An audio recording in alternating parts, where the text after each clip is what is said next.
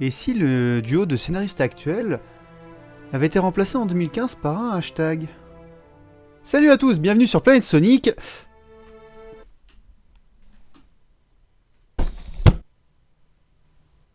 Voilà. C'est mieux, non?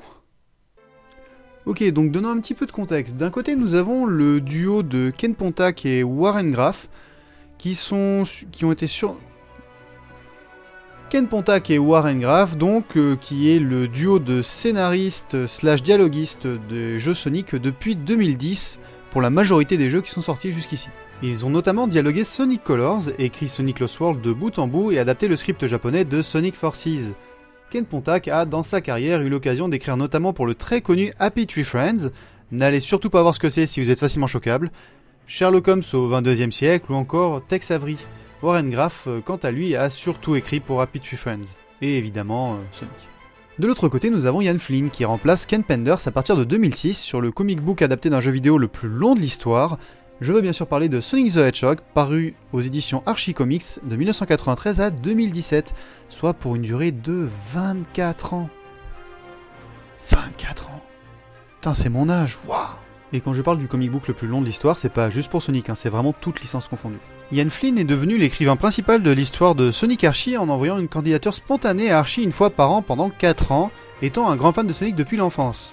Depuis, il est certainement l'écrivain dont le travail a le plus été apprécié lorsque l'on parle de Sonic, et a récemment pu participer à la communication de Sonic Forces en écrivant 4 mini-comics. Je vous invite d'ailleurs à aller les lire sur notre site Sonic Mag 2, le lien sera dans la description. Pour finir, Ian Flynn écrit encore à ce jour pour Sonic, s'occupant de la série Sonic, publiée par IDW aux USA et Mana Books chez nous, un produit que nous vous recommandons très fortement au passage, bien qu'il soit un peu lent à démarrer, il finit très vite par décoller. Maintenant que vous connaissez les écrivains les plus influents de la licence Sonic de ces 10 dernières années, je vous propose d'enfin poser le sujet de la vidéo, c'est-à-dire le hashtag Flynn4Sonic. En septembre 2015, Ian Flynn a lancé le hashtag Flynn4Megaman, à la suggestion d'un fan pour peut-être écrire le film Megaman sur lequel des rumeurs circulaient. Quelques jours plus tard, Matt Mannheimer, qui à l'époque tenait la chaîne Taste Channel, que vous connaissez peut-être, a lâché un tweet innocent où il demande que Ian Flynn soit l'écrivain des jeux Sonic.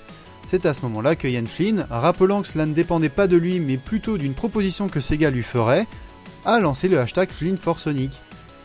Ce hashtag a eu un certain succès sur Twitter à l'époque, il continue d'en avoir de temps en temps d'ailleurs, et des fous ont même créé un compte Twitter exprès pour le hashtag, bien que tout ceci fût certainement largement insuffisant pour faire de Flynn celui qui écrit l'histoire des jeux Sonic.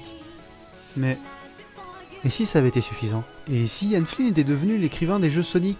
Et si à partir de 2015, il avait pu commencer à travailler avec la Sonic Team non seulement pour faire ses mini-comics qu'il a eu l'occasion d'écrire pour Sonic Forces, mais carrément écrire les jeux?